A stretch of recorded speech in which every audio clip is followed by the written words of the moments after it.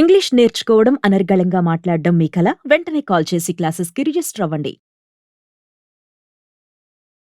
నమస్తే, welcome back to Suman TV. America అధ్యక్షుడు Donald Trump విధించినటువంటి 50% సుంకాల ప్రభావం ఇప్పటికే వ్యాపార రంగాల్లో గందరగోళమే నెలకొంది. మరి దీనిని ఈ భారాన్ని ఎగుమతిదారులు చెల్లించాలా లేక దిగుమతిదారులు మోయాలా అనేది ఒక అయోమయం. దీనిపైన మరింత సమాచారం అందించడానికి మనతో పాటు ఉన్నారు సీనియర్ పోలీస్ ఆఫీసర్ రెడ్డన్న గారు. నమస్తే సార్. నమస్కారం. సార్, మరి ట్రంప్ తీసుకున్నటువంటి నిర్ణయం 50% టారిఫ్ అయితే విధించేశాడు. ఎవరితో నేను చర్చలకు అయితే రాను, ఇంకా పెంచుతానని చెప్పేసి కూడా కామెంట్స్ వస్తున్నాయి సోషల్ మీడియాలో. అంటే ఎందుకు అంటారు అసలు మరి భారత్ పైన ట్రంప్కి ఇంత మరి కోపం అనుకోవాలా, ఏమనుకోవాలా? అసలు వాటిపైన ఈ ప్రభావం పడుతుంది అంటే సార్? మనకి ఎస్పెషల్లీ మన దగ్గర వస్త్రాలు ఎగుమతి చేస్తాం, ఆభరణాలు ఎగుమతి చేస్తాం, కెమికల్స్ ఎగుమతి చేస్తాం, వాళ్ళకి పెట్రోలియం ప్రోడక్ట్స్ కూడా మనమే ఇచ్చాం. ఆ తర్వాత మనకి మెడిసిన్స్ మనమే ఇచ్చాం, సెల్ ఫోన్స్ ఇచ్చాం. ఈ సెల్ ఫోన్స్తో పాటు కొన్ని ఇతర వస్తువులు కెమికల్స్ కొన్ని ఇచ్చాం. అదేవిధంగా కొన్ని వస్తువులు అంటే రెడీమేడ్ వస్తువులు కూడా మనం సప్లై చేస్తున్నాం. ఈ ట్రంప్కి ఏమైందంటే చాలా కారణాలు ఉన్నాయి ట్రంప్ ఈ విధంగా చేయడానికి. ఎలక్షన్ మూమెంట్లో ఆయన అక్కడ ఉద్యోగాలను ఎక్కువగా నియమించేదానికి ప్రయత్నం చేస్తాను అని ఒక మాట అన్నాడు. సో అదొకటి. అంటే ఇండస్ట్రీస్ బయట నుంచి లేకుండా మన దగ్గరే ఇండస్ట్రీస్ స్థాపించాలనేటువంటి ఒకటి. సో దానికి గాను ఏం చేసినా అంటే ఫస్ట్ ఒక రష్యా ఎప్పుడైతే యుద్ధం చేయడం స్టార్ట్ అయిందో అయితే యుద్ధం ఆపాలని ప్రయత్నం చేశాడు. ప్రయత్నం చేస్తే అది సాగలే. రష్యా యుద్ధాన్ని ఆపలేకపోయినారు. మనం ఏం చేసామంటే ఇంత క్రితము మనం ఒక సౌదీ అరేబియా నుంచి అక్కడ నుంచి కొంచెం ఆయిల్ దిగుమతి చేసుకునేవాళ్ళం. అక్కడ ఆగిపోయిన తర్వాత మనం ఏం చేసామంటే రష్యా నుంచి మనం ఇంపోర్ట్ చేసుకోవడం మొదలుపెట్టాం. సో రష్యాలో వాళ్ళే అప్పుడు ఏం చేశారు, రష్యా చేసినప్పుడు సరే వాళ్ళే ప్రోత్సహించినారు అమెరికన్సే. ఈ విధంగా మీరు రష్యా దగ్గర కొనుక్కోండి, మనకు $35 ఎంత పడుతుంది, రిఫైనరీ చేసి $5 పెట్టుకొని $40 మాకు అమ్మండి అని.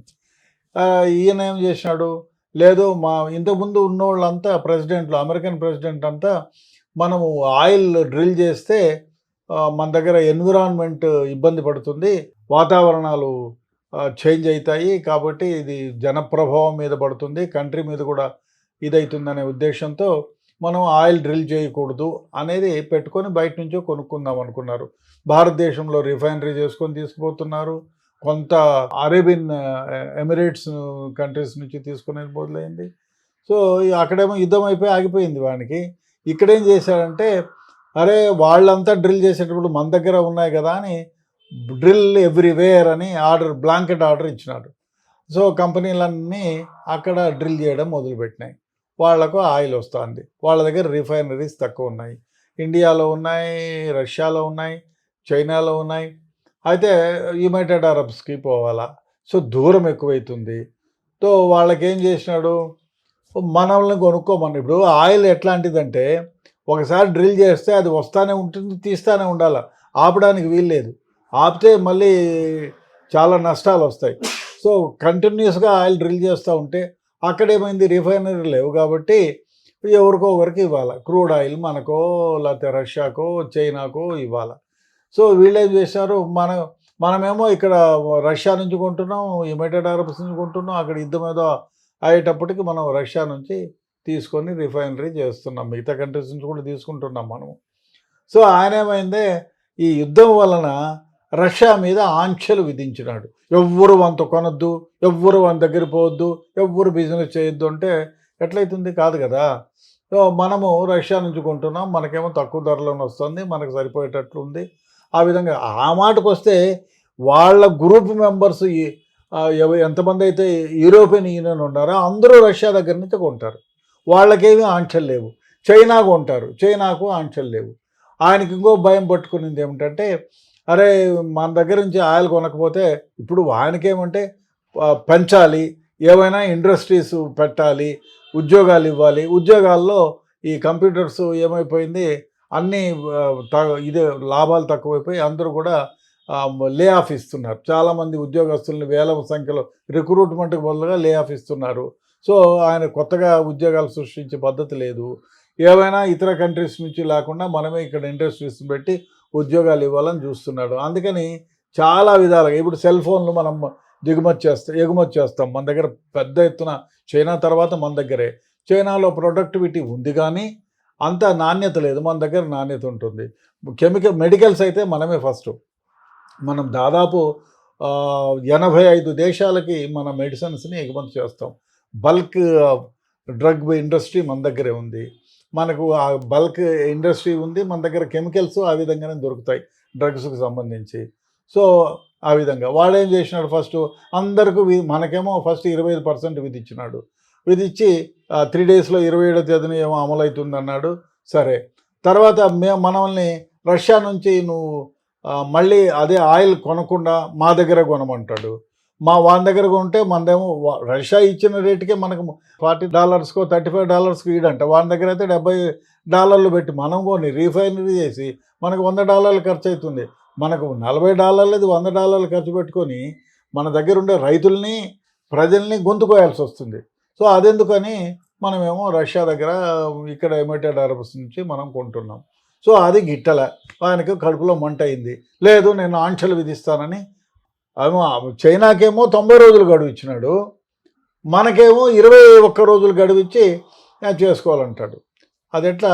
ఇదంతా స్టూపిటీ, పిచ్చి వ్యవహారం అంటారే, ఇదే అనిపిస్తుంది. అదేవిధంగా ఇంకో విషయం ఏమంటే ఆయన ఈ విధంగా చేయడమే కాకుండా ఇప్పుడు పోనీ రష్యా నుంచి ఆయన ఏమైనా కొనకుండా ఉన్నాడా? యురేనియం మొత్తం ఆయన దగ్గర నుంచి రష్యా నుంచే కొంటున్నాడు. పలాడియం మొత్తం ఆయన దగ్గర నుంచి రష్యా దగ్గర నుంచే కొంటున్నాడు. రష్యా ఒకవేళ యురేనియం ఆపితే వాళ్ళ ఎనర్జీ ప్లాంట్స్ అన్నీ పండుకుంటాయి. మరి అదే చేయడు కదా, ఆ పని చేయడు. సో అది ఆయనకేమి, ఆయనైతే ఏ తప్పైనా చేయొచ్చు. ఆయన చేస్తే ఒప్పు, మనం చేస్తే తప్పు. ఆ విధంగా తయారైంది ఆయన వ్యవహారం. ఇంకో విషయం ఏమంటే, ఇంకోటి మంట పెట్టేది, రేపు జన్సింగ్ సంఘై కోఆపరేటివ్ ఆర్గనైజేషన్ అని ఒకటి పెట్టినారు. దీంట్లో 10 కంట్రీస్ ఉన్నాయి. ఆ 10 కంట్రీస్లో మనము పోతున్నాం, రష్యా పోతా ఉంది, యుక్రెయిన్, ఇట్లా అంటే 10 కంట్రీలు, అంటే మెయిన్ కంట్రీస్ 10, మిగతా కంట్రీస్ 15 ఏదో ఉన్నాయి. అది 31న సమావేశం జరుగుతోంది. వీళ్ళు ఏమంటే అంటే ఇప్పుడు ఏమైంది, ప్రపంచంలో ఎవరు బిజినెస్ చేసినా మా డాలర్లే పెట్టుకొని బిజినెస్ చేయాలని, మనమంతా కూడా డాలర్లు ఎగబడి రిజర్వ్ చేసుకోవాలా. ఎవరికి ఇవ్వాలన్నా, యుక్రెయిన్కి ఇవ్వాలన్నా, అమెరికాకి ఇవ్వాలన్నా, యుఎస్కి ఇవ్వాలన్నా, చైనాకి ఇవ్వాలన్నా, ఎవరికి ఇవ్వాలన్నా వాళ్ళ డాలర్లే మనం ఇవ్వాల్సి వస్తుంది. ఇప్పుడు వానికే భయం పట్టుకునిందంటే, ఈ సంఘై కోఆపరేషన్ ఆర్గనైజేషన్లో మనం 31వ తేదీ కలిస్తే ఈ 10 కంట్రీలు మన ట్రేడు, మన లోకల్ డాలర్లు అయితే డాలర్లు, మన డాలర్లు వద్దనుకునే ఇండియన్ రూపీ అయితే ఇండియన్ రూపీ, ఇట్లా లోకల్ మనీలోనే ట్రాన్స్ఫర్ చేసుకుంటాము అని మనం తీసుకుంటే అప్పుడు he cannot be a king. వాడు నాటోకి అధ్యక్షుడు ఉండొచ్చు, but he cannot be a king. అంటే డాలర్కి మళ్ళా డిమాండ్ తగ్గిపోతుంది, వాల్యూ తగ్గిపోతుంది. దానివల్ల వాడు గింజుకుంటున్నాడు. ఇప్పుడు గింజుకొని ఎట్లన్నా కానీ చేయాలని. అదే ఏం చేసినాడు, చైనా పైన ఆంక్షలు విధించినాడు. చైనా పైన ఆంక్షలు విధించేటప్పటికి 145% అన్నాడు. 145% విధించేటప్పటికి వాళ్ళు మొత్తం కట్ చేసినారు.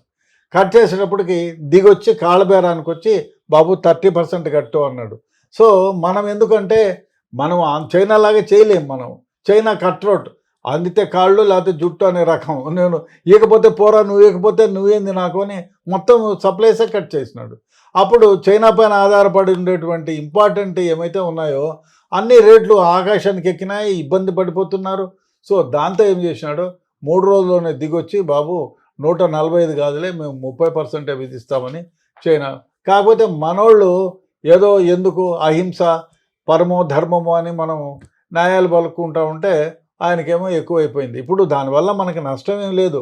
మనకి చాలా కంట్రీస్ ఉన్నాయి, మనం వెతుక్కోవాలి. ఏమంటే కొత్తగా వెతుక్కుంటే మనకు బిజినెస్లు ఉంటాయి. ఇప్పుడు వాళ్ళ దగ్గర నుంచి మనం, కాకపోతే మన ఉత్పత్తులు ఒకటి ఆక్వా ఒకటి మెయిన్గా 50% దాకా ఆక్వా మనం వాళ్ళకి అమెరికాకి సప్లై చేస్తాం, అదొకటి షట్ డౌన్ అవుతుంది. ఒక మిగతా వస్తువుల వస్త్రాలు యూరోపియన్ యూనియన్కి మనం పంపించుకోవచ్చు, లేకపోతే ఆఫ్రికాకు, సౌత్ ఆఫ్రికాలో మన గుడ్డలు బాగుపోతాయి, ఆ విధంగా చేసుకోవచ్చు. మెడికల్ మాత్రం బంద్ చేయడు చూడు, మెడికల్ పైన తగ్గించినాడు. ఎందుకు? మెడికల్ మన దగ్గర కాకుండా వేరే దగ్గర కొంటే, యూరోపియన్ యూనియన్ దగ్గర, లేకపోతే చైనా దగ్గర, లేకపోతే రష్యా దగ్గర కొంటే తల మాడు పట్టుతుంది, మనంతా 4 ఇంతల రేటు. వరల్డ్లో ఫేమస్గా మెడికల్స్, కెమికల్స్ మనమే లోయెస్ట్లో సప్లై చేసేది. సో అందువల్ల మన గవర్నమెంట్ కూడా మొన్న ఇప్పుడు ఏం చేశారు, అదిత్ తోబల్ పోయి రష్యన్ పుతిన్తో మాట్లాడుకున్నాడు. రేపు పుతిన్ నెక్స్ట్ వీక్లో ఏమో ఇండియాకు వస్తున్నాడు. ఇండియాకు వచ్చిన తర్వాత ఇంకొంచెం దగ్గర అయ్యి, మొదటి నుంచి కూడా అసలు రష్యాకు మనం ఈ రోజు నుంచి దగ్గరగా లేమండి, దాదాపు 50 సంవత్సరాలుగా దగ్గరగా ఉన్నాం. మనం ఒకసారి ఏమైంది, పాకిస్తాన్ నుంచి మనకు యుద్ధం జరిగింది. యుద్ధం జరిగినప్పుడు అమెరికా వాళ్లకు మొత్తం సప్లై చేసింది, ఆయుధాల దగ్గర నుంచి ఎవ్రీథింగ్. హిందూ మహాసముద్రంలో వాళ్ళ పడవలన్నీ అడ్డం పెట్టేసినారు మనకి.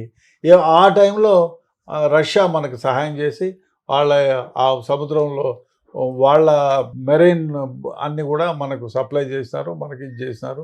అప్పటి నుంచి కూడా ఈ అవినాభావ సంబంధం ఉంది. రష్యాలో మనకి ట్రీటీస్ ఉన్నాయి, జరుగుతూ ఉన్నాయి.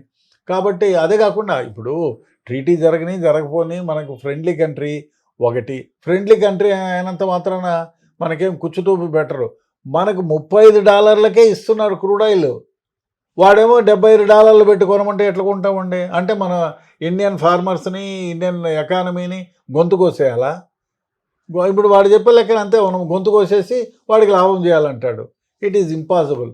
అందువల్ల మనోళ్ళు ఇంకా స్ట్రాంగ్. రేపు ఈ ఏ ఊరది, చైనాలో ఈ కోఆపరేటివ్ టియాన్జాన్ ట్రీటీ జరిగిందంటే, ఆ జరిగినప్పుడు వాళ్ళు ఏమన్నా డెసిషన్ తీసుకొని మనమే సప్లై చేసుకోవాలా, ఇన్ బిట్వీన్ కోఆపరేషన్ అని చెప్పి అనుకునే ఒక ట్రీటీలో ఏమన్నా బయటకు వస్తే అమెరికాను వెలివేసినట్టే అవుతుంది. అదేవిధంగా అమెరికన్ ప్రోడక్ట్స్ని ఎవరు కొనరు.